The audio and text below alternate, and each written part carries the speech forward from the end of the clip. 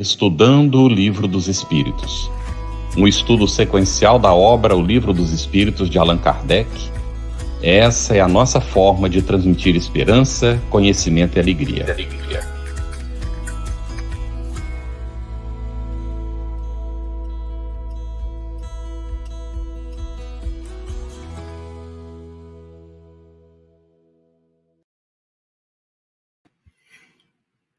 Nossa saudação fraterna, você que nos acompanha no Estudando o Livro dos Espíritos, uma satisfação imensa nós iniciarmos hoje o nosso estudo.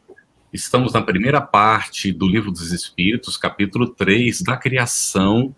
Hoje nós vamos falar sobre a formação dos mundos e considerações e concordâncias bíblicas concernentes à criação, que vai acompanhando na questão 59 todo esse assunto. Hoje trataremos para você acompanhar aí da questão 37 a 42. As boas-vindas à nossa querida Cris. Nós iniciamos hoje a nossa audiodescrição. A Cris é uma moça clara, ela usa óculos, tem uma faixa um pouco azul, não é? E os cabelos são castanhos grisalhos, está usando uma blusa preta. E está transmitindo de um ambiente que é um chalé. Uma satisfação muito grande, Cris. Nós temos também hoje conosco as nossas intérpretes para Libras, que é Jane Machado. Ela é uma mulher clara também, com óculos, cabelos escuros, a blusa também é preta e a parede atrás é branca. Muito bem-vinda, Jane.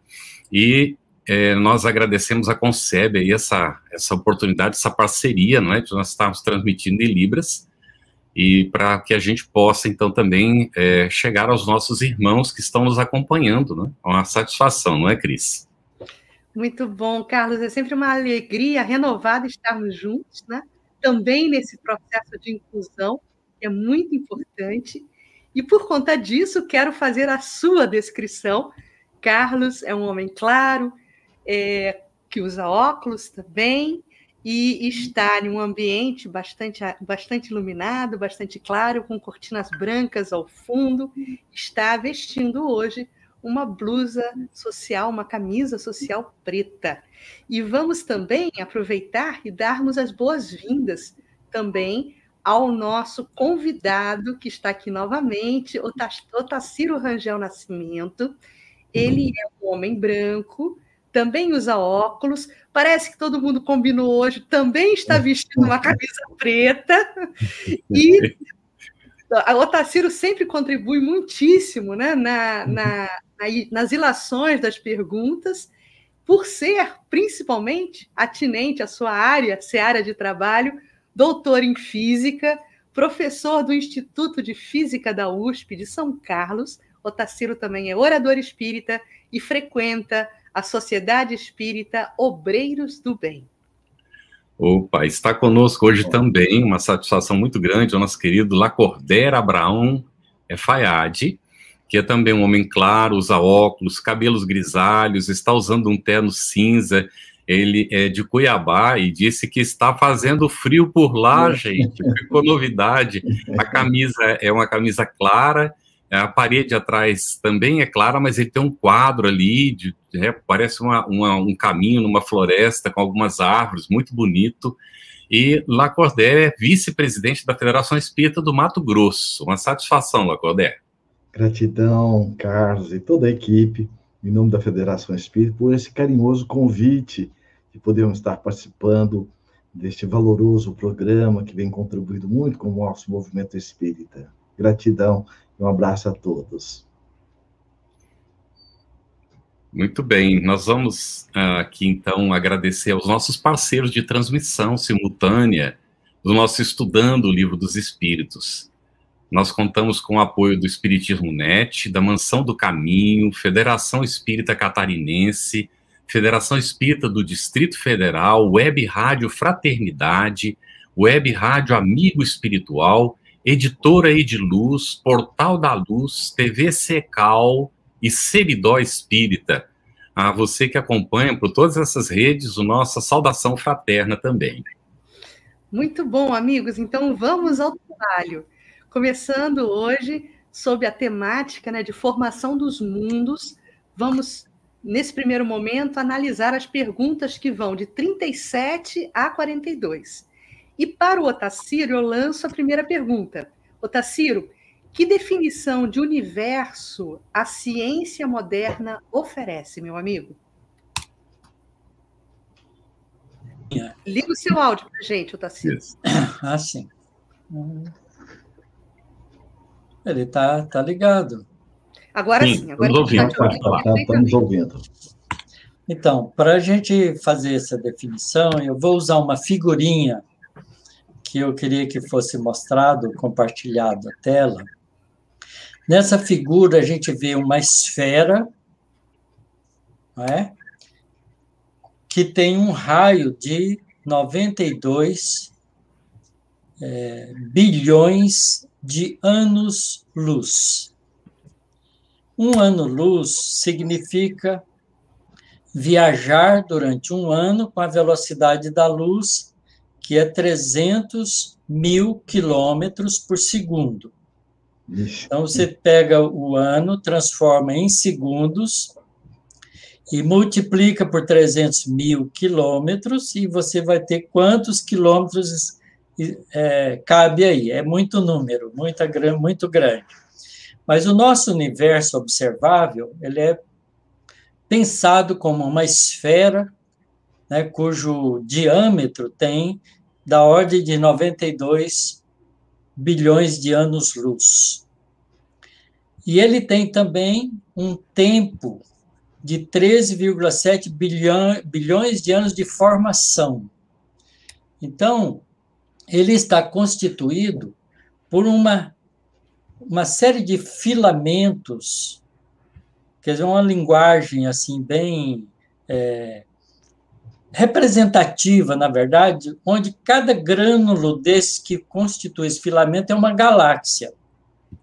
Portanto, ele tem um número muito grande, né, de galáxia. A gente estima, por exemplo, que o volume dessa esfera, não é, ela tem da ordem de 4 vezes 10 elevado a um número 80 metros. Isso significa, pô, um número 4 e seguido dele 80 zeros. Não dá para a gente ler esse número, né?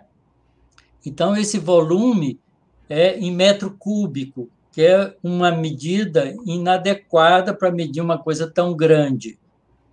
Mas isso é só para dar uma ideia da imensidão que é definido pela ciência o nosso universo.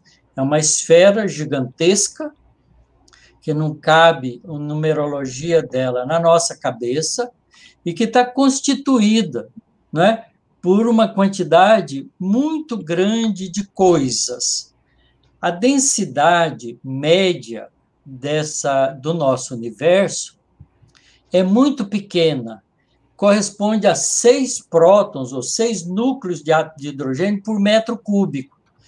Um metro cúbico é uma caixa d'água por 1 metro, por 1 metro, por 1 metro. Aí você põe só 6 átomos de hidrogênio lá, isso significa densidade do nosso universo. Ele é quase vazio, não é? Tem muito espaço sobrando. Nesse espaço imenso, não é, está constituído, então, por arquipélagos de estrelas que a gente chama hoje de galáxias. Cada galáxia tem um certo número de estrelas. Geralmente, uma galáxia média tem 400 bilhões de estrelas. A nossa Via Láctea tem 200 bilhões de estrelas. É uma galáxia mais para pequena do que para média. Tem galáxia que tem trilhões de estrelas. Então, varia o tamanho das galáxias. Mas a gente tem da ordem, tá certo, de uma quantidade estimada de 80, quase... a primeira estimativa que os cientistas fizeram da ordem de 80 bilhões de galáxias semelhantes à nossa. Mas hoje já tem estimativa mais ousada.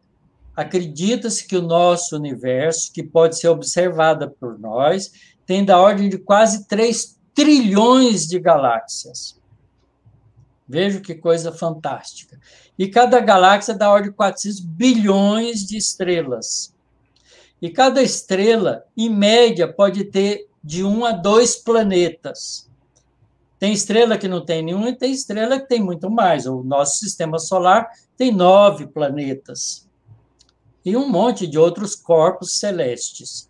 Não é? Então, isso há uma variedade imensa de corpos no nosso universo. Nosso universo, em geral, toda galáxia tem um buraco negro no centro, que é uma coisa astronomicamente massiva, tem muita massa, às vezes de vários milhões de sóis, e que tem uma força gravitacional tão forte que ela pode capturar quase tudo que está à sua volta. Tá certo? Isso é, geralmente, a estrutura do buraco negro é que mantém a estrutura das galáxias. E a força gravitacional é a força importante de longo alcance que mantém esse universo tão maravilhoso quanto a gente observa. As galáxias não são isoladas, elas formam aglomerados de galáxias. A nossa galáxia, por exemplo, faz parte do aglomerado de galáxias da Virgem, né, da constelação Virgem, porque está na direção da constelação de Virgem. E ela está representada aqui como um pontinho no centro dessa esfera negra que a gente observa. Então, o nosso universo tem uma característica muito interessante. Ela não tem centro. Qualquer lugar é centro, porque ela é isotrópica. Quer dizer, qualquer direção que você vai, você encontra mais ou menos as mesmas coisas. Então, isso é uma característica do nosso universo, é um modelo cosmológico do universo que a gente tem. Então, vejo que é uma coisa assim assustadoramente grande.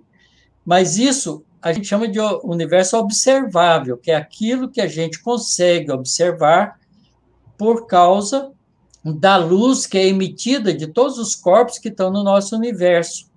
Hoje a gente consegue observar, através do Hubble, por exemplo, galáxias que estão nos confins do nosso universo. Né? Galáxias que estão no começo. Há uma coisa também curiosa, que choca muito o nosso pensamento, que é o seguinte: como a velocidade da luz é constante, o Sol que a gente está observando, a luz que nós estamos vendo do Sol, saiu do Sol há 8 minutos e 15 segundos atrás. Isso significa o seguinte: se o Sol nosso explodir agora, a gente só vai saber daí 8 minutos e 15 segundos. A galáxia mais vizinha a nós é Andrômeda, está a 2 milhões de anos-luz de nós. Se ela explodir, a gente só vai saber daqui a 2 milhões de anos. Então, a gente está vendo a galáxia no passado, porque a gente está vendo a luz que saiu de lá 2 milhões de anos atrás. Então, quanto mais longe a gente observa o corpo, mais está próximo do início do nosso universo. É mais passado possível. Então, a observação das grandes galáxias que estão muito distante de nós dá informação do começo da nossa galáxia. Então, a gente tem o começo do nosso universo. Então, a gente tem uma história do nosso universo, observando diferentes galáxias mais próximas, mais distantes, estrelas mais próximas, mais distantes. E essa é a visão que a gente tem hoje da ciência do nosso universo. Ele está constituído de estrelas, planetas, aglomerados de estrelas, galáxias, muita poeira cósmica. Quando uma estrela explode, ela pulveriza a matéria que ela foi formando no núcleo dela, porque as estrelas são fábricas de átomos. São átomos de hidrogênio que vão fundindo para virar átomo de hélio que vão fundindo um ao outro para formar átomo de carbono, e assim sucessivamente, até formar os átomos um pouco mais pesados. Quando uma estrela explode, a energia dela é tão intensa na explosão que ela forma os átomos mais pesados, como urânio, chumbo, né, os últimos elementos da tabela periódica, os mais pesados, são produzidos nas explosões estelares. Então, o nosso corpo, por exemplo, que é feito de átomos, foi feito no núcleo de alguma estrela. O nosso corpo é filho das estrelas. Né? Aí a gente é filho de Deus como espírito e é filho das estrelas no corpo físico. Nossos atos foram feitos no núcleo das estrelas. Então, essa é a visão que a gente tem do nosso universo. E a certeza que, né, Carlos? E a certeza maravilha, que não, Lacordaire? acaso, né? Uhum. Né? E é interessante. Lacordaire, comenta para nós aí um pouquinho sobre isso. Pode falar. O interessante é que aí a excelência da doutrina espírita, né? Que vem para nós também como se fosse o telescópio da alma, né? Mostrar que o epicentro de tudo isso é Deus e a força gravitacional é o amor. Né? Porque você veja, o que prova que não existe o acaso e nem milagres, né? Porque aquilo que nós atribuímos enquanto acaso e milagre, nada mais é do que uma pobreza de instrumentação para ferir a intimidade dos padres, né? E olha, esses dados comprovam plenamente a existência dessa inteligência superior, né, que rege tudo isso, né? É a beleza que a doutrina espírita nos oferece, né? Você tem razão, Lacordaire, porque a gente nunca ia imaginar que Deus, na sua inteligência maravilhosa, ia construir as estrelas para fazer átomos, para depois fazer corpos humanos. Verdade. Então, tem uma lógica nessa construção, não é? Tem uma estruturação inteligente por trás. Isso. Além disso, uma outra coisa que eu não disse, mas o José já tinha dito, é que no pensamento da ciência, o universo hoje é constituído de 3 coisas. Tudo que a gente observa, e a gente observa através de 2 mecanismos de observação, que são as ondas eletromagnéticas, em todos os comprimentos de onda, desde radiotelescópio até radiação gama, e também agora por ondas gravitacionais. As ondas gravitacionais estão trazendo para nós, modernamente, informações do nosso universo, porque as ondas gravitacionais também se propagam com a velocidade da luz. Então, tudo isso que irradia onda eletromagnética é o nosso universo visível. Mas a gente tem, por trás disso, um universo invisível, constituído de matéria escura que tem efeito gravitacional, mas não irradia luz. Então, a gente não sabe de que ela é feita. E, além disso, se a gente pensar com a lei da gravidade, a gravidade devia fazer o universo colapsar, porque ela é atrativa. Verdade. Mas, ao invés disso, ele está expandindo. Então, tem uma força de expansão que a gente chama de energia escura, que também toma conta do universo.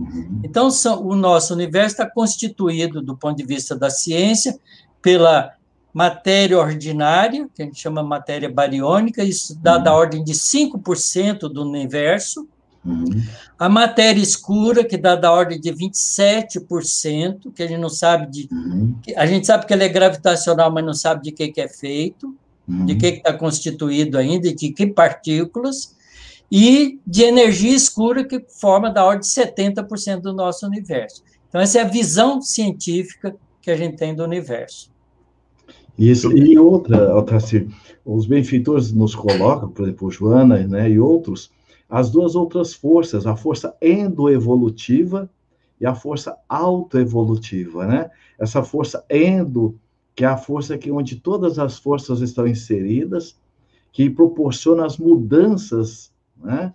E a força autoevolutiva, que é a força da vontade, que nós, enquanto espíritos, somos detentores, que é justamente aquilo que está na questão 115 do Livro dos Espíritos, que é a única diferença nossa entre os seres e os reinos, né, mineral, vegetal e animal, que são regidos por automatismo, né?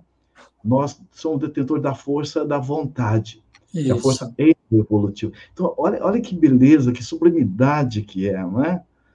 Essa programação celeste. De acordo. Lacordaire, nós temos aqui a Larissa dizendo assim, resumindo tudo, que você está falando, não é? Tudo que a gente está conversando aqui, qual a resposta à pergunta 37, segundo o Espiritismo, do Livro dos Espíritos? Qual é a resposta mesmo da questão 37? É o que ela pergunta para a gente. Certo. É justamente onde o universo engloba tudo, né?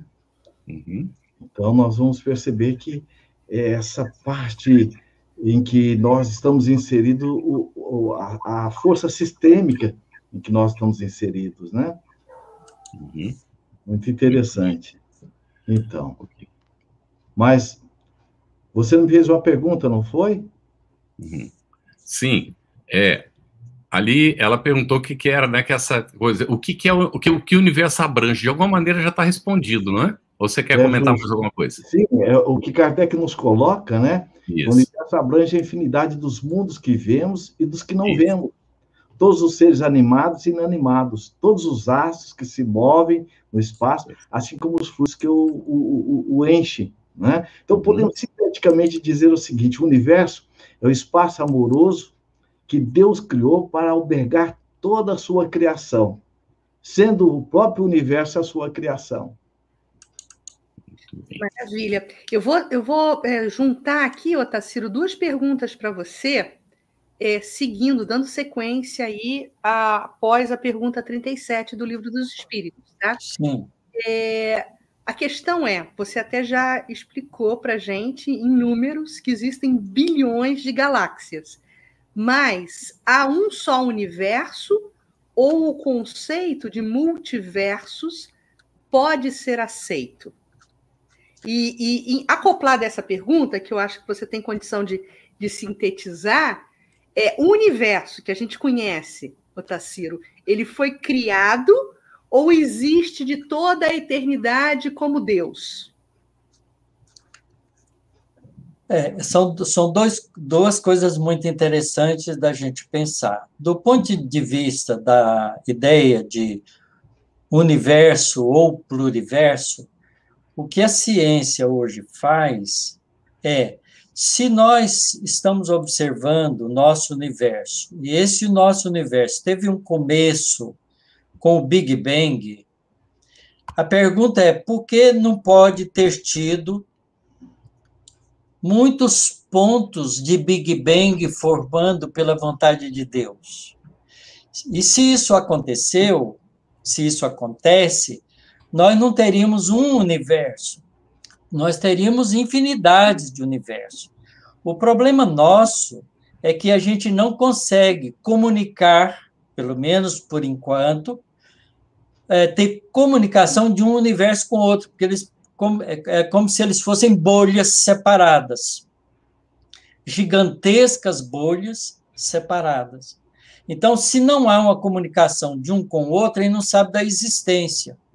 Então, hoje há uma teoria científica do universo como sendo um pluriverso, muitos universos semelhantes, que têm histórias diferentes, mas que a gente não tem como comprovar porque não há comunicação entre eles, porque a nossa comunicação no universo, por enquanto, né, é feita por radiação eletromagnética, e a gente não recebe radiação eletromagnética de outros universos, provavelmente porque não nos alcançam.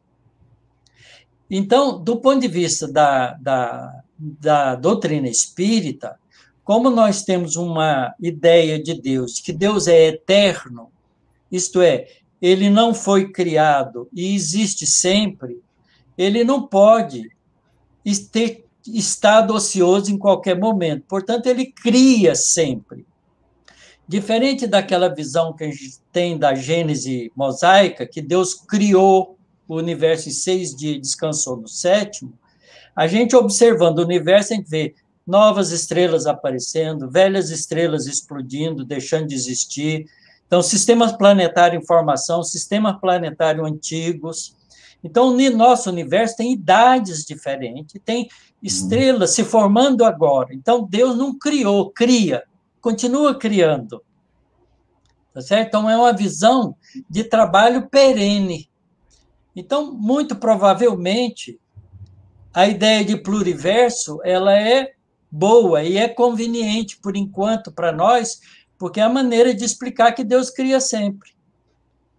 Apesar da gente ainda não saber, mas um dia, como espírito mais superior, a gente vai poder saber disso melhor.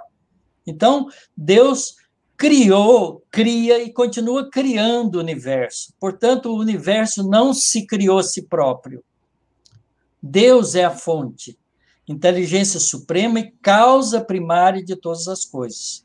Então, a gente pensar que o universo sempre existiu é dizer que não precisou de Deus. Então, isso não faz um conceito inteligente, porque o universo é inteligente, é um efeito inteligente, então tem que ter uma causa inteligente por trás. E Lacordaire, Oi.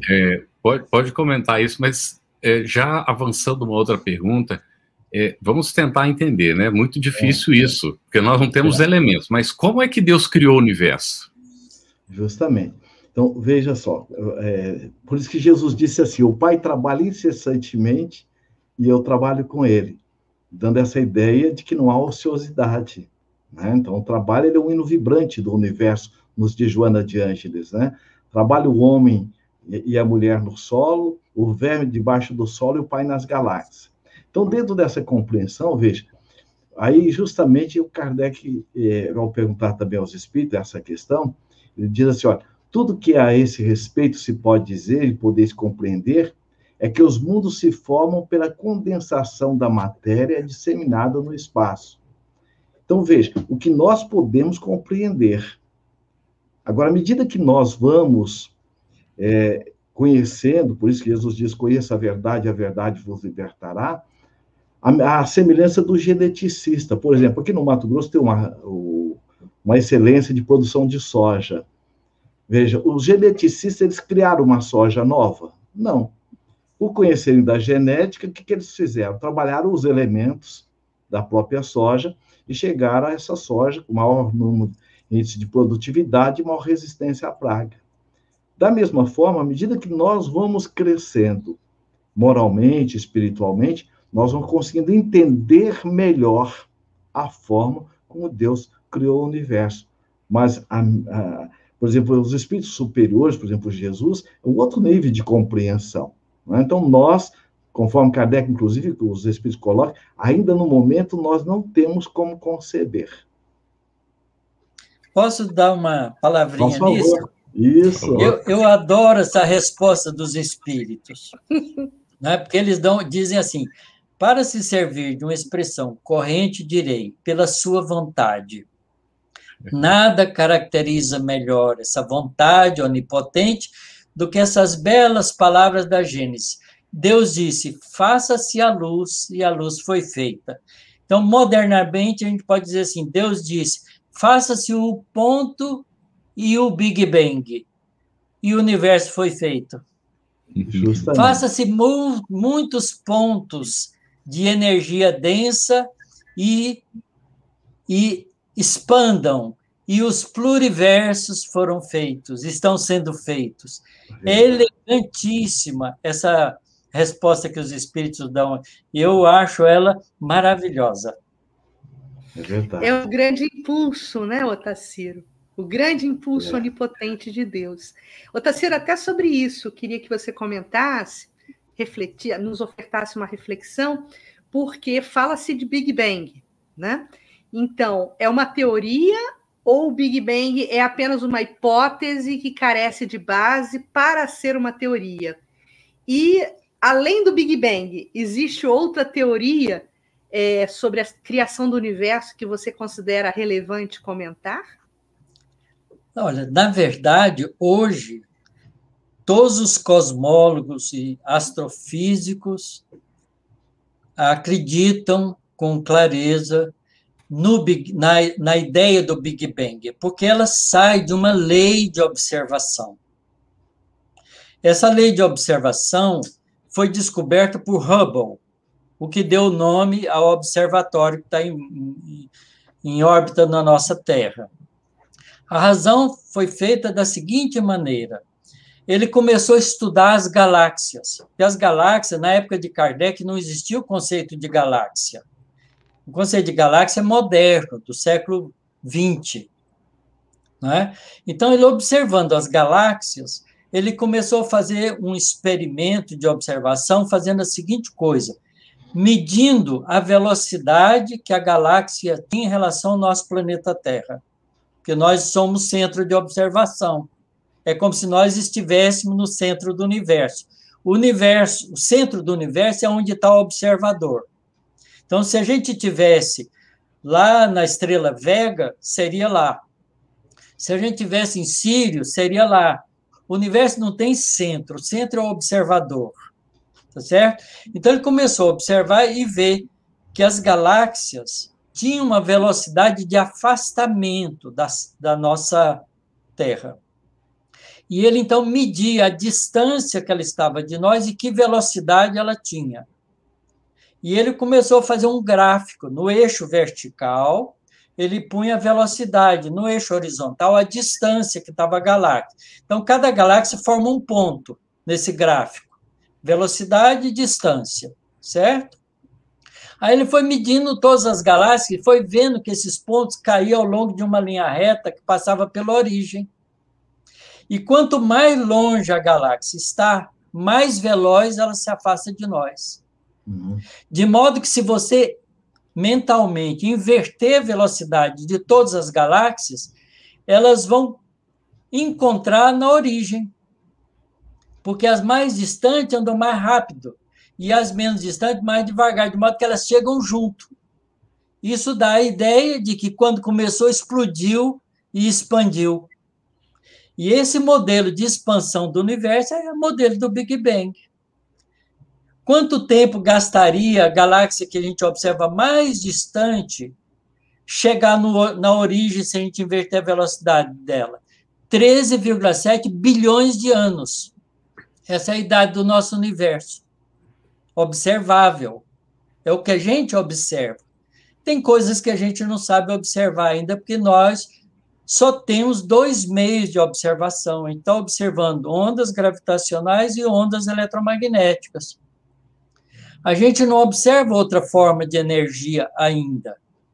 A gente não sabe, por exemplo, observar a energia mental. A gente não sabe nem o que ela é. Uhum. A energia do pensamento. A gente não sabe o que é.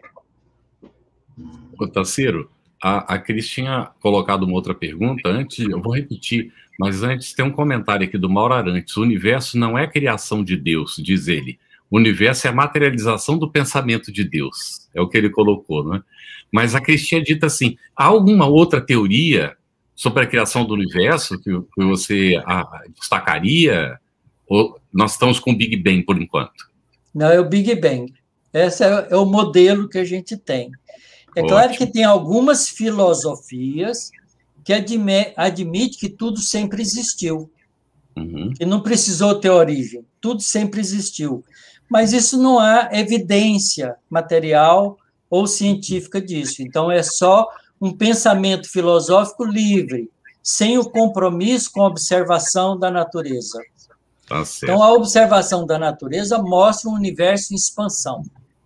Isso é que a gente tem materialmente, cientificamente, mensurável pelo cientista através das medidas que faz dos corpos celestes.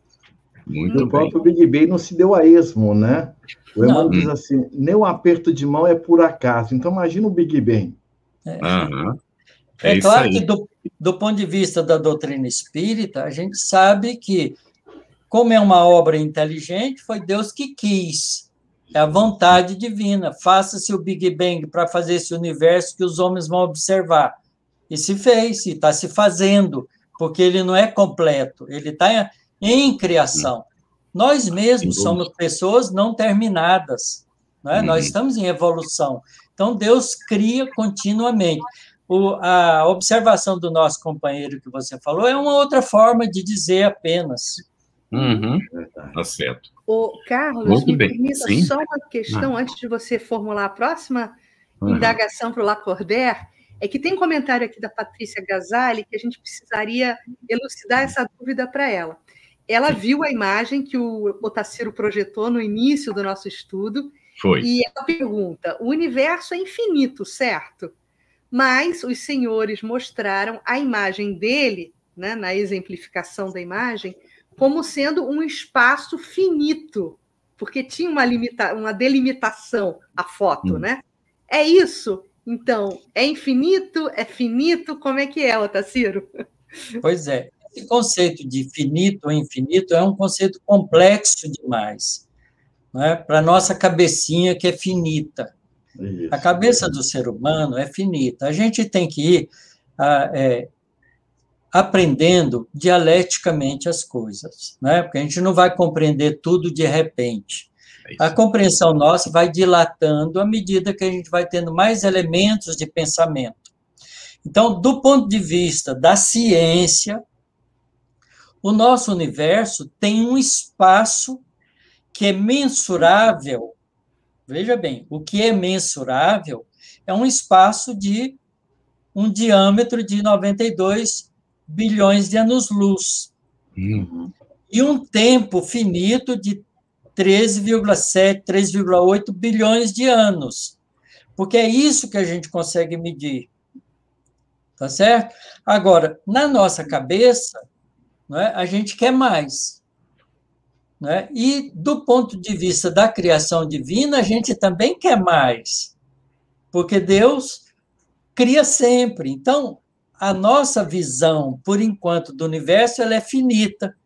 Mas isso não quer dizer que ela seja finita. Essa é a nossa visão atual.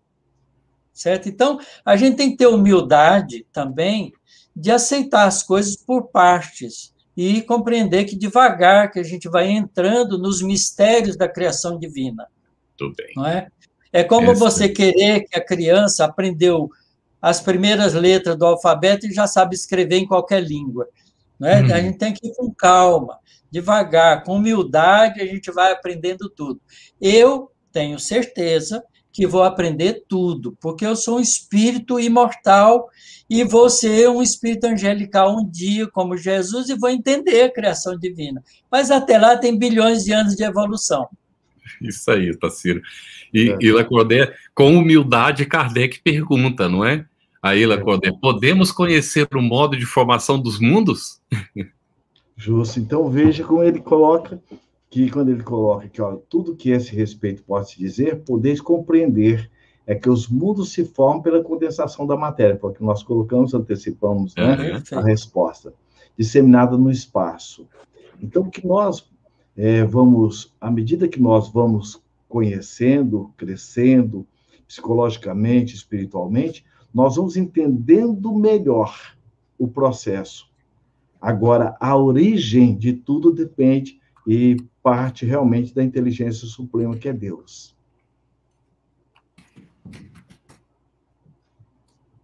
Muito bom. Agora, a próxima questão é para o Otacílio. Otacílio, o que são os cometas? Seriam mundos em formação? Olha, essa pergunta, quando Kardec fez, não é, a astronomia da época tinha um pensamento sobre os cometas, e eles achavam isso, por isso que ele pergunta dessa maneira. Então, hoje a gente sabe que os cometas, não é, são agregados materiais congelados, alguns que têm coisa sólida, outros têm coisas que são vaporosas congeladas, que foi congelado. E quando vai se aproximando do Sol, a radiação solar vai esquentando eles e vai vaporizando, por isso forma a cauda. Tá certo? A cauda é a colisão do vento solar, aquilo que o Sol joga para fora nas suas explosões, com os cometas, e vai dissolvendo, vai pulverizando, vai vaporizando os cometas. Então, os cometas são coisas da origem da formação do nosso sistema solar. Portanto, a gente pode pensar que na origem da formação, né, eles foram formados, eles estão muito distantes, entram na órbita, vêm na direção do Sol, muitas vezes, estão lá no cinturão de Kuiper, que é a parte externa, né, do nosso sistema planetário, e de vez em quando alguns, por colisão, mudam de trajetória e entram e vêm na direção do Sol, faz uma órbita elíptica e volta. Às vezes, eles são periódicos, como o cometa Halley. Cada 80 anos ele volta. Mas tem outros que passam uma vez só e nunca mais volta. Né? Então, os cometas, na época, esse pensamento não era de todo destituído de fundamentos, porque são os restos da formação do sistema planetário que deu origem aos nossos planetas e ainda sobrou matéria que está na periferia do nosso sistema solar. E aí eu quero dizer, completando o que o nosso querido Lacordaire falou, que essa condensação que os espíritos falam na formação dos mundos é produzida pela força gravitacional. É a força gravitacional que faz isso. Nós temos catalogado pela ciência 4 forças. A força gravitacional, a força eletromagnética, a força nuclear fraca e a força nuclear forte. E os espíritos, bondosamente, mostram para nós que existe uma 5ª força, que é a força inteligente da natureza, que promana de Deus e das suas criaturas inteligentes. Então, a força inteligente é capaz de manipular as outras forças, as outras 4, para obrar, para agir, para co-criar no sistema da criação divina. Daí a coerência da pergunta número 1 do Livro dos Espíritos, não é? E da 25, não é? Que depois vai dizer que nós somos também o princípio inteligente no universo. E da 115 também, né? Porque nós passamos a ter a oportunidade de ser colaboradores e co-criadores da divindade. É isso aí. E Lacordaire, pode um mundo completamente formado desaparecer e a matéria que compunha esse mundo disseminar-se de novo no espaço? Sim. Ou seja, desagregar? E a resposta que os bons espíritos dão, né, a Kardec, que sim, assim como os mundos, também as pessoas, né, os seres, né, porque essa transformação é justamente que vai gerar o progresso, né, porque a mudança é um inuvibrante do universo, né, por isso que Kardec pergunta a questão do progresso, se o progresso pode ser impedido, ele pode ser retardado, mas nunca impedido. Então, é através dessas mudanças que vai haver toda a renovação, né, e o crescimento e a mudança entre todos os reinos.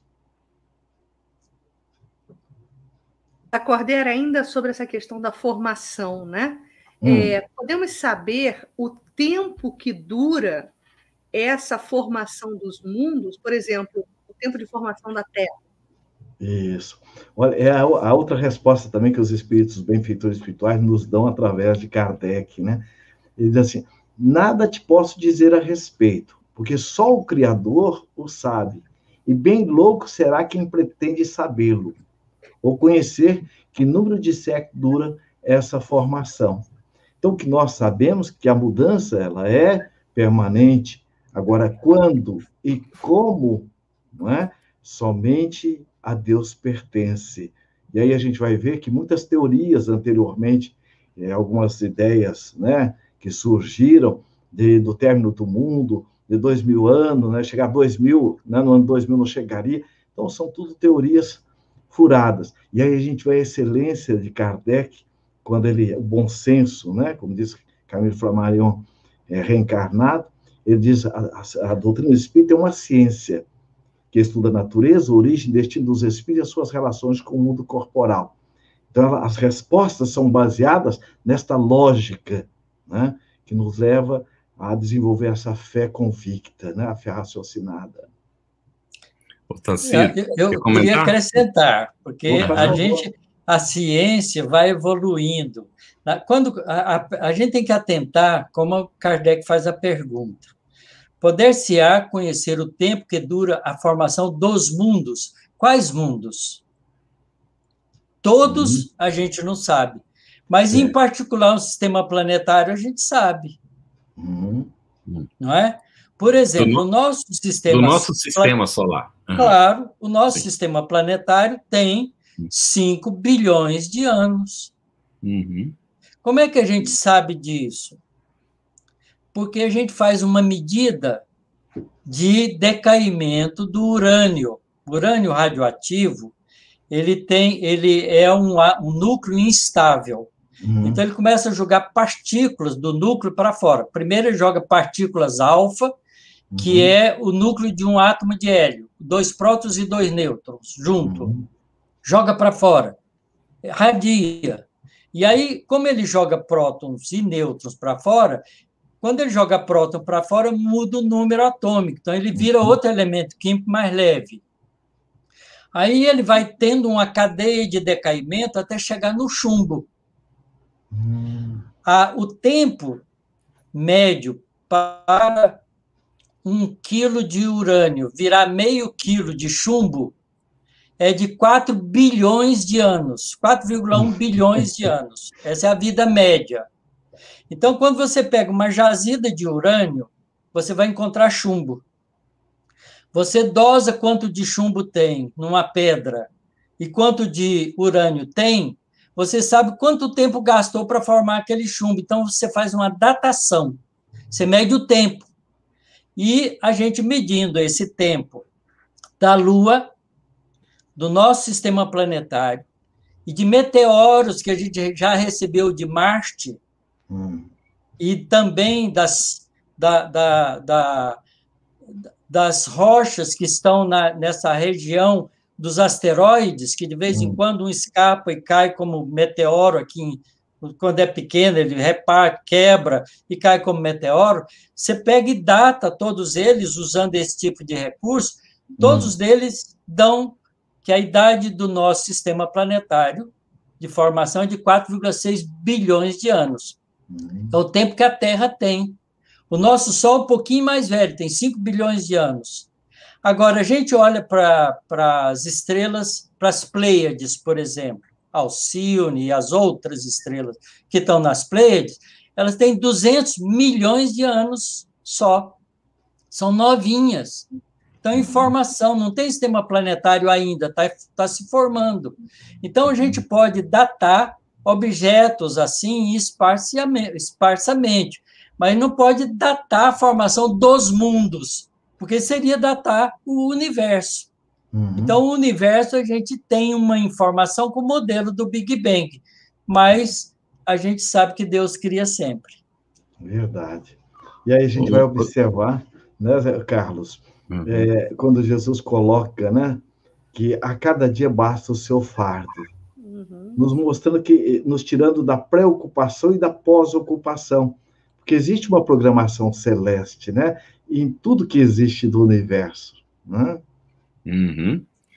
E a Márcia aqui, Casimiro, aí o Tassilo pode comentar, ela disse assim, tenho muita dificuldade em assimilar que existem vários mundos, mais ainda em entender o nosso surgimento, que entender sobre a existência de extraterrestres, por exemplo. Pois é, a gente hoje tem um satélite, e tem mais outros sendo lançados, que faz observação de estrelas. A gente, por exemplo, o observatório Kepler, que está em órbita, ele tem um sistema de medição de luz de estrelas que ele monitora 100 mil estrelas simultaneamente. 100 mil estrelas simultaneamente. Está apontando uma região do nosso universo. Tá certo? E aí ele mede a intensidade da luz de cada uma dessas estrelas. De vez em quando, a intensidade da luz cai um pouquinho, fica um tempo e volta de novo. Aí você fica observando, depois de um tempo acontece a mesma coisa com aquela estrela. Então você descobre que tem um planeta passando na frente da estrela e fazendo uma pequena eclipse da luz da estrela. E a gente, então, mede um planeta girando em torno dele. Com esse tipo de observação, depois a gente pega os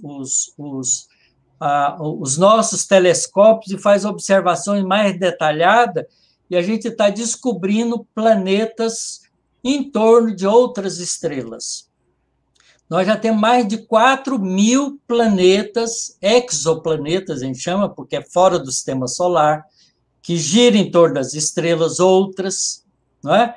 Então, existem outros sistemas planetários.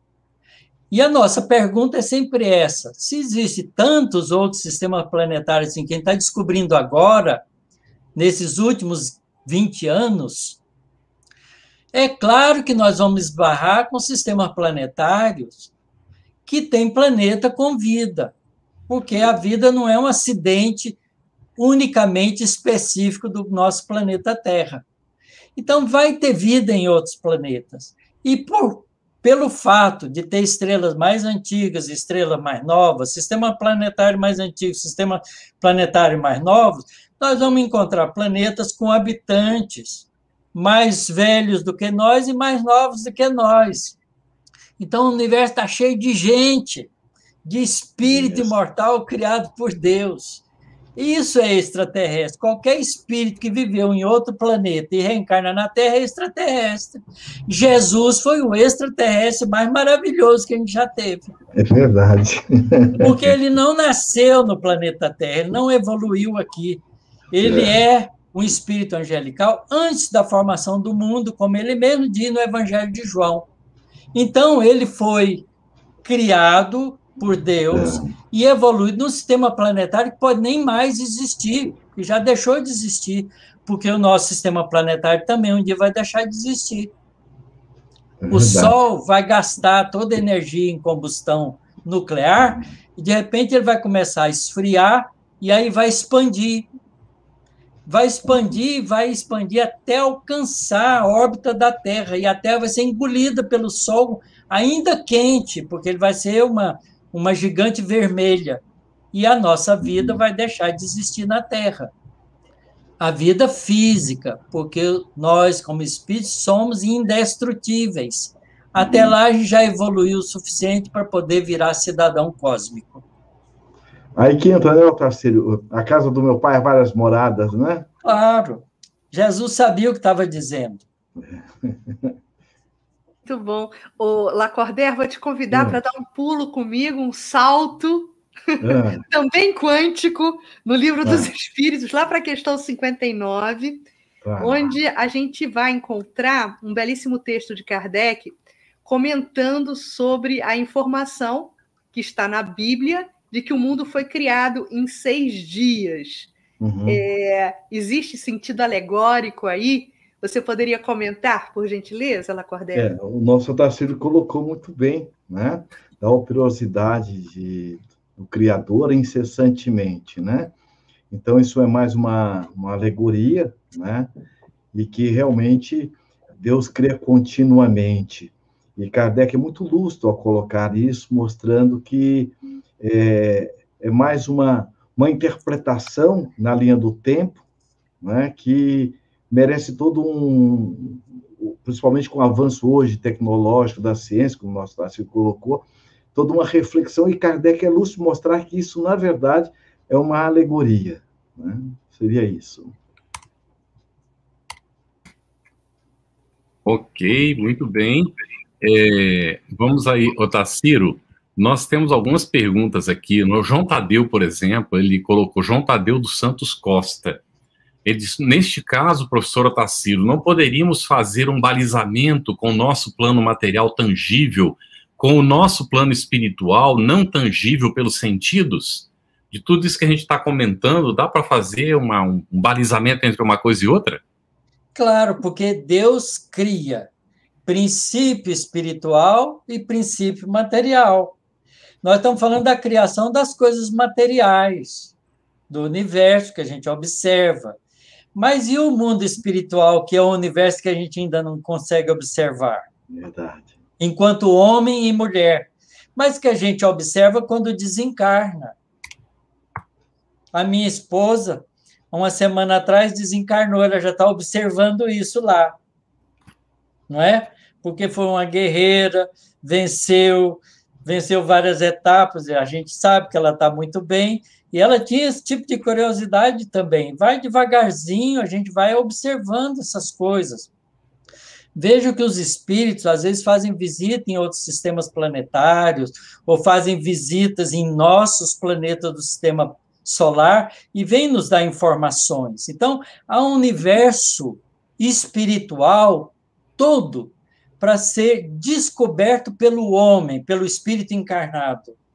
E que Kardec abriu essa porta maravilhosa com a doutrina espírita e mostrando que a porta boa de ver isso é a mediunidade, que a gente tem que aprender a utilizar com o propósito de evoluir, como um recurso de crescimento espiritual.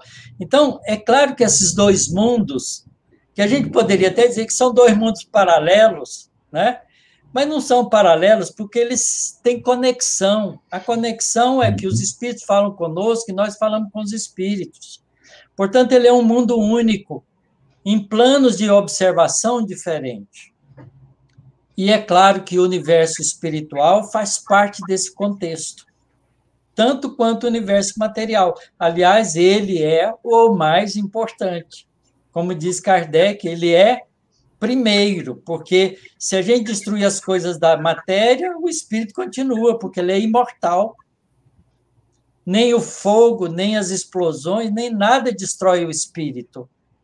Um espírito pode atravessar o sol, que está a 200, 500, bilhões, milhões de graus, porque tem fusão nuclear extremamente quente, sem sofrer qualquer arranhão, porque o espírito não é feito de matéria palpável.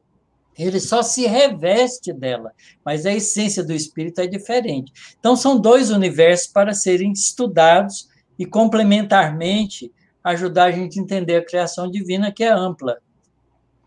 Isso. Além de não poder sofrer destruição, né, Tarci? Ele também não tem como se autodestruir, não tem como a gente se descriar. Olha a beleza de Deus conosco, né? É para sempre. Quando a gente descobre isso, Lacorda, a gente agradece a Deus ter criado a gente. Ah, que bom participar da criação divina. É verdade. É maravilhoso e animador. Olha, tem uma questão aqui, Lacordaire, da Suzy Mello. Ela formulou essa questão às 8h52, agora há pouco. E eu acho importante elucidar, né? Esclarecer. Ela pergunta assim: temos que ter medo de algum tipo de extraterrestre? Então, pelo contrário, né? Nós vamos perceber que nós estamos sob uma proteção permanente de Deus, de Jesus, do nosso anjo de guarda e dos bons espíritos. Não é só ter medo do extraterrestre, como na nossa vida, não é? Não existe o acaso. Então, dentro da lei de justiça, de amor e caridade, nada vai nos acontecer que não esteja no nosso programa quando nós nos mantemos na busca da sintonia do bem, não é? Como é que é o nome da pessoa que perguntou? Deixa eu voltar aqui, mas tem aqui, Suzy Mello. Ô, Suzy, eles é que têm que ter medo de nós, porque nós é que somos agressivos. Quando alguém consegue fazer viagens interplanetárias, olha aí, sobrevivendo, está muito, muito, muito mais espiritualizado, portanto, mais moralmente evoluído do que nós. Muito portanto, bem. Ele é do bem. Nossa, agora, quando ele chegar aqui, é bem possível que a gente agrida ele. Ô, Saciro, obrigado, viu? Gente do céu, como é que nós podemos pensar que nós vamos ter guerra nas estrelas? Seres inferiores como nós não saem do planeta. Olha o nosso próprio exemplo. Porque se a gente for para outro, vai acontecer o que está colocado no filme Avatar. Nós vamos destruir a natureza dos outros para tirar energia. A gente não entende como é que forma energia lá. É verdade. Então, olha que maravilha, esse é um momento muito interessante. Não precisamos temer extraterrestre de jeito nenhum. Os que vêm aqui são superiores a nós, não é porque os inferiores estão como nós, adstritos. Alguém comentou, mas eles podem avançar em inteligência e técnica. Sim, mas nada acontece ao acaso, não é? E o universo tem uma ordem. E, por outro lado, Carlos, a responsabilidade pelo uso da inteligência é moral. Então, quando o indivíduo desenvolve muita inteligência e começa a fazer muito dano, ele é cerceado pelas responsabilidades espirituais que lhe são cobradas pela lei de causa e efeito. Então, não vai adiante. Esses filmes de Guerra nas Estrelas É o nosso filme, porque nós é que somos violentos e fazemos e projetamos isso lá. Mas os espíritos bondosos que conseguem viajar pelo universo, eles são do amor, são do bem. São espíritos evoluídos. O Tarsila está bem dentro disso, uma pergunta que nós tínhamos pensado, não é? Que é o que nos falta. Eu queria que os dois comentassem, por favor, o que nos falta para compreendermos a origem do universo? O que está faltando para nós? Você primeiro, Lacordaire. Olha, diz que tem uma anotação de Newton, que particular, que ele diz o seguinte: se os corpos são atraídos entre si, o de força maior atrai os menores, então no epicentro de tudo tem Deus, e a gravitação é o amor. Então nada vai acontecer sem a permissão divina, né? Então, o que realmente, para que nós possamos compreender acima de tudo, é trazendo para nós no sentido moral, como nós estamos vendo agora, olha, toda essa programação celeste dos corpos. Imaginemos, então, a nossa programação espiritual, que somos o ser inteligente do universo. Então, o que nos falta? A doutrina espírita nos ajuda a ter essas duas asas, a da compreensão utilizando a ciência formal e a compreensão da inteligência da ciência moral, que esse código moral que nós trazemos, conforme Kardec pergunta na questão 621, né? Onde está escrito a lei de Deus? Na consciência. Então, quanto mais nós crescemos espiritualmente, nós desfrutamos de quem nós somos e desfrutamos também de onde nós estamos e passamos também a colaborar com a divindade, com as nossas ações do trabalho da nossa elevação espiritual. Essa é a nossa compreensão maior que a doutrina nos oferece. Eu diria também, complementando o que ele bem colocou, é que a evolução é um caminho longo, não é? Nós, há poucos milênios atrás, éramos homens das cavernas. Verdade. Em 10 mil anos, nós criamos a história e nos chamamos de seres civilizados, mas ainda não humanizados, porque a gente ainda é feroz. A gente pode ter criado uma civilização, mas a nossa humanidade é uma humanidade tão desencontrada, tão ainda, né, sofrida, tão mal distribuída do ponto de vista das benesses da conquista da própria humanidade, que a gente ainda não se humanizou no sentido do amor. Então, para a gente compreender com mais profundidade a origem, a criação divina, é preciso que a gente caminhe mais, que a gente evolua mais. E a nossa evolução, ela é cercada, se a gente pudesse fazer um gráfico, eu faria um gráfico em V. A gente começou num pontinho simples e ignorante. E experienciando, a gente foi usando a vontade, primeiro muito primitiva, na busca daquilo que era agradável e desagradável. E à medida que a gente foi evoluindo, a gente foi aumentando o agradável e desagradável para fazer uma amplitude de vida diferente. E fomos criando do agradável e desagradável o bem e o mal. Né? Aquilo que era bom, né? A gente que era agradável, a gente tornou bom. Aquilo que era desagradável, a gente tornou mal. E foi criando valores morais. O que foi limitando o nosso crescimento? A nossa capacidade de escolha e a lei de responsabilidade, que é a lei de causa e efeito.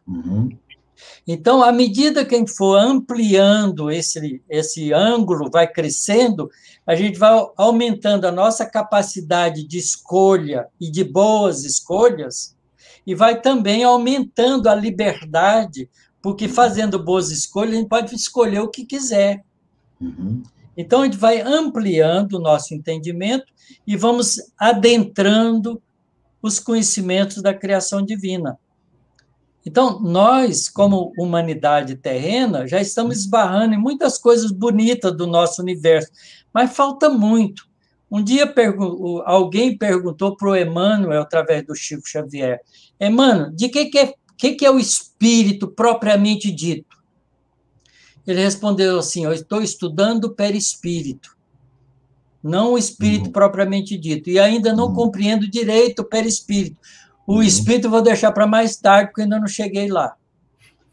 Então, é ter humildade, paciência, não ter preguiça mental e trabalhar firme, porque assim a gente vai conquistando valores e crescendo.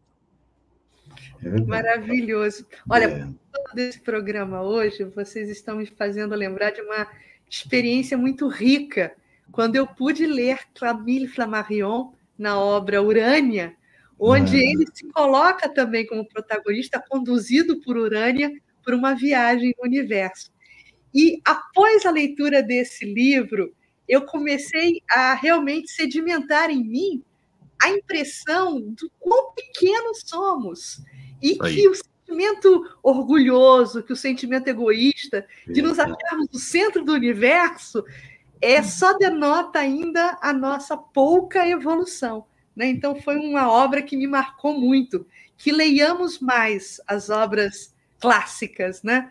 Mas, baseada nisso, né, eu gostaria de perguntar para o Lacordaire, até por conta, né, dessas reflexões que a gente ganha ensejo de ter a partir de leitura de obras como Urânia, Lacordaire, por que é importante estudarmos sobre a origem do universo?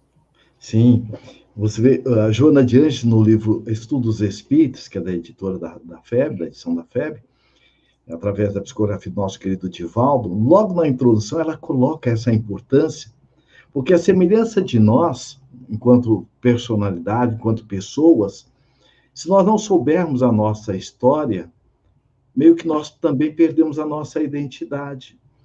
Então, quando nós, e Kardec também nos coloca isso em Agênesis, porque você veja que a doutrina espírita vem mostrar que não há nada sobrenatural nem milagroso.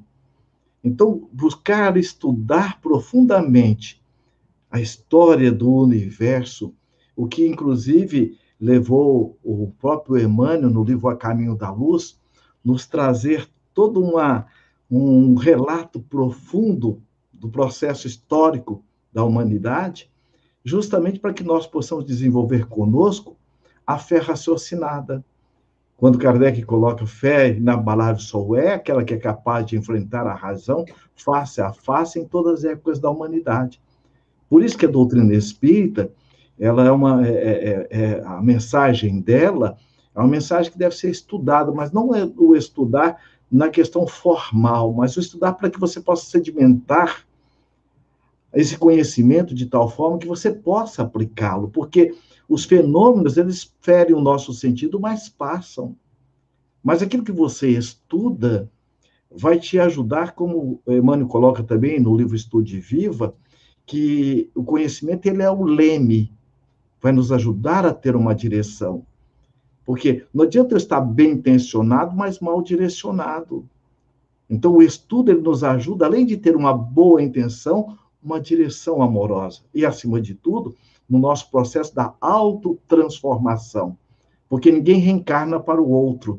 Nós reencarnamos para nós mesmos. Então, quando eu busco saber qual o sentido da reencarnação, quando eu busco entender, vendo como nós estamos vendo aqui, olha o mecanismo que é o universo. Não tem um acaso. Ninguém está jogado no mundo, ninguém caiu de paraquedas, e ninguém é coitadinho, né, nem incapaz. Então, quando nós buscamos estudar essa história, nós utilizamos de o quanto nós somos fortes, né, para nós mesmos, na nossa autotransformação, e diante dessa oportunidade, desse mar de oportunidade que a vida oferece para a nossa evolução.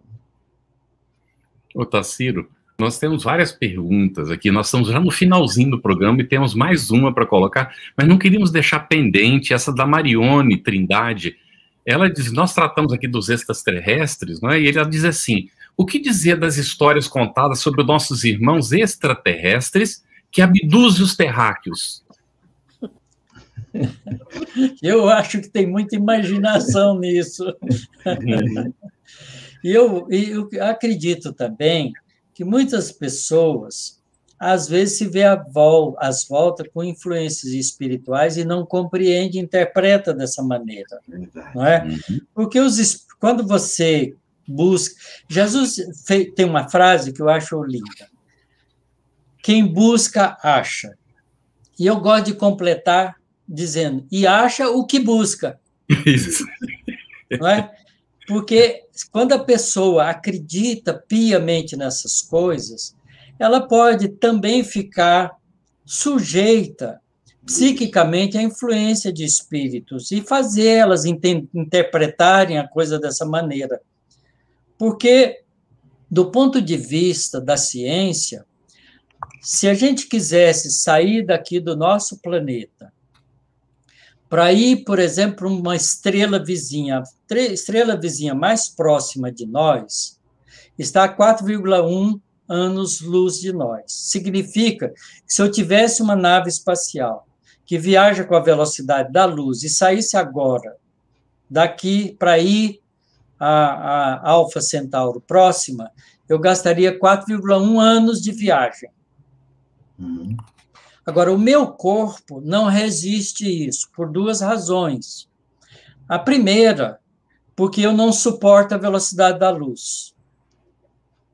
Nenhum dos nossos corpos suporta a velocidade da luz.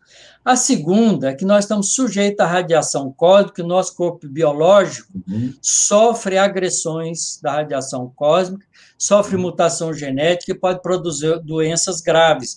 Isso que está sendo investigado com os astronautas que ficam nas estações orbitais.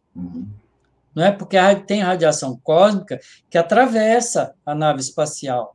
Radiação gama atravessa e pode destruir células, destruir nosso organismo. Então, a gente não resiste um tempo longo de viagem. Agora, se a gente for com as naves espaciais que a gente tem, com a velocidade máxima que elas alcançam hoje, a gente ia gastar mais de século, 2, 3, 5 séculos para chegar na estrela. Então, o nosso corpo não suporta isso. Então, se existe extraterrestre, eles não vêm para cá com corpo físico. Então, são espíritos. São os espíritos que são extraterrestres. E as pessoas se deixam influenciar por isso e interpretam como quer. Tá certo? Então, nada disso tem um fundamento do ponto de vista científico lógico. Por isso que os cientistas não acreditam em nave espacial, em extraterrestre, porque não faz sentido biológico. Mas que pode ter influência espiritual? Pode. E um espírito pode abduzir o indivíduo que está querendo ser abduzido e encher a cabeça dele com qualquer coisa. Porque ele está aceitando, ele não está fazendo crítica, análise cuidadosa das coisas, não é? Então, isso é um processo que a gente ainda não sabe entender direito, porque não está estudado devidamente. Mas eu diria, não se preocupe com ser abduzido por extraterrestre. Se você foi abduzido, presta atenção que tem um terrestre aí te enganando. Muito bom, Otacílio. Olha, a gente está chegando nos minutinhos finais, né, Carlos? Do nosso programa. Mas tem uma última questão que talvez a gente pudesse distribuir para ambos, pedindo que sejam aí sucintos, né? O que mais podemos agregar, né, a esse estudo de hoje sobre a origem do universo? E aí funciona com palavras finais de ambos, queridos. Primeiro, a certeza do amor de Deus para conosco. Conforme questão 3 do Livro dos Espíritos, que ele fala dos atributos de Deus. Então, Deus sendo tudo, ou tendo tudo, ele não precisava ter nos criado. Então, por que ele nos criou? Por amor. E nos criou por uma finalidade, nos dando a oportunidade de desenvolver a nossa felicidade através do exercício das virtudes, em sintonia com as leis, e, ao mesmo tempo, estarmos colaborando enquanto co-criadores e colaboradores da divindade, conforme a própria questão 115 do Livro dos Espíritos.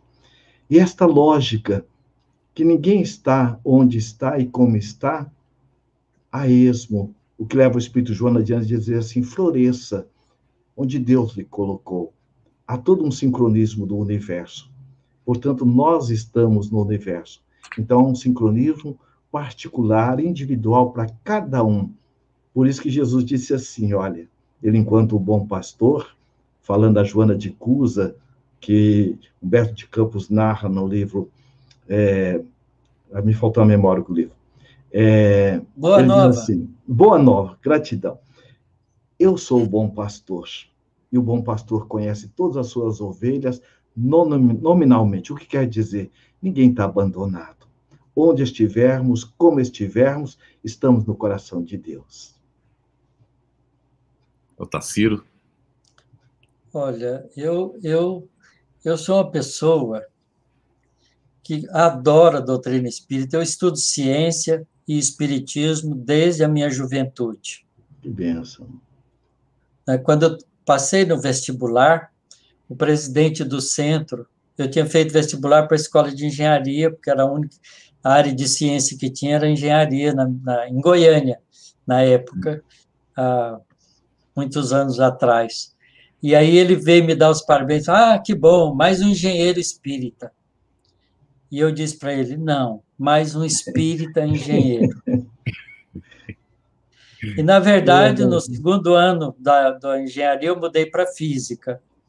Então, a física e a doutrina espírita, para mim, tem aberto campos de compreensão cada vez mais ampla. E a lógica da criação divina é tão fantástica que Deus é realmente a inteligência suprema do universo. E a gente ter sido criado à imagem e semelhança dele, inteligênciazinhas em desenvolvimento, é uma maravilha de coisa boa. Porque, apesar de a gente ser pequenininho, estar num planetinha azul, parece insignificante, mas tão lindo, Jesus caprichou nele, né? Tão bonito, não é? A gente é capaz de perguntar sobre as coisas e buscar respostas. E essa imagem de Deus em nós, que é a inteligência, é a coisa mais maravilhosa que a gente tem. Então, é um instrumento que a gente tem para progredir, para evoluir, para se aproximar de Deus, não é? Então, a gente se aproxima de Deus quando a gente abre o nosso entendimento e deixa o orgulho de lado de achar que a gente é melhor do que os outros, porque cada um tem a sua própria realidade e aprende a caminhar juntos, porque nós todos somos filhos de Deus. Uma vez eu passei perto de um carro que estava escrito aqui, eu não sou Deus, mas sou filho do dono. Eu achei uma maravilha, porque todos nós somos filhos do dono. Então, se nós somos todos filhos do dono, nós somos todos irmãos. E mais do que qualquer coisa, à medida que a gente vai entendendo a nossa realidade espiritual, a gente vai entendendo aquilo que Emmanuel diz, nós somos cidadãos cósmicos temporariamente sediados no planeta Terra.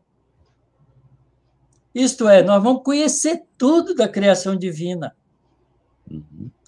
E esse destino é a coisa mais fantástica que a gente pode desejar. Então, todos nós vamos ser o futuro dirigente de uma galáxia. Com certeza. Jesus, esse espírito maravilhoso que é o nosso guia e modelo, passou pela experiência do crescimento espiritual como todos nós. Não na Terra, não no sistema planetário nosso. Em outro sistema planetário, a gente não sabe aonde foi. Um dia ele conta para nós. Mas ele é o espírito angelical que ele é porque progrediu. E nós vamos ser espíritos angelicais também. Basta que a gente trabalhe em si, trabalhe o esforço, trabalhe a capacidade de entender, de aprender, de compreender, de amar, de abraçar, de ser participante, né, fraterno dessa natureza maravilhosa que Deus criou para todos nós. Então, eu vou olhar para você, olhar para a Cris, olhar para o Carlos, olhar também para a nossa irmã e a intérprete. Nívia. Estamos diante de futuros dirigentes de galáxias. Vamos fazer junto. Nós vamos terminar dizendo assim, nós somos herdeiros do universo, não é? Então, eu sou herdeiro, mas o Lacordaire também é, a Cris também é, o Otacílio também é, a Nívia também é, não é? Todos nós, as nossas irmãs, estão fazendo aqui, né, a interpretação para Libras, e todos os que estão acompanhando o nosso estudo somos todos herdeiros de Deus, nosso Pai, não é? Olha a Jane ali também, todos nós. Isso é alentador, isso nos anima, não temos nada para disputar, nós só precisamos aprender a cooperar, não é isso? É quando a palavra-chave não é competição, é cooperação. Cooperação, é isso, Acordei? É verdade.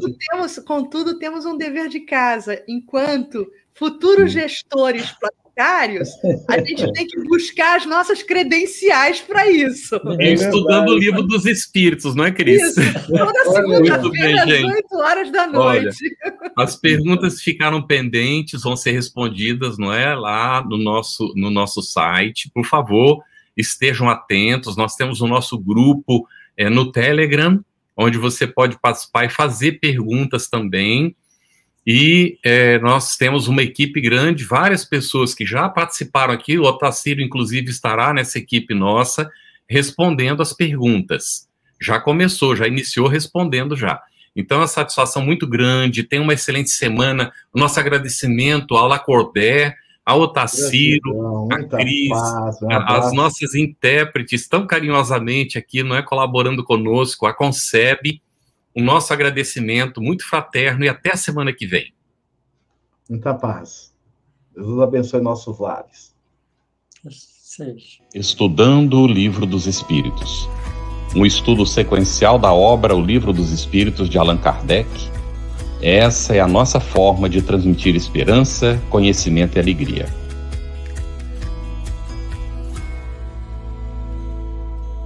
Aproveitando a minha expressão de gratidão, dizer que tu continues a participar, colaborando tanto quanto possível, para que esta proposta de amor e de paz continue a celebrar a vida por mais longos anos, porque a necessidade do mundo é impiedosa, crescente. E nós não podemos, que vivemos o bem, ficarmos ociosos, parados e contemplando, achando que Deus vem fazer aquilo que nós precisamos fazer. Minha gratidão, o meu abraço e o meu terno convite para que continuamos juntos com a FEB TV no ar, brilhando luz.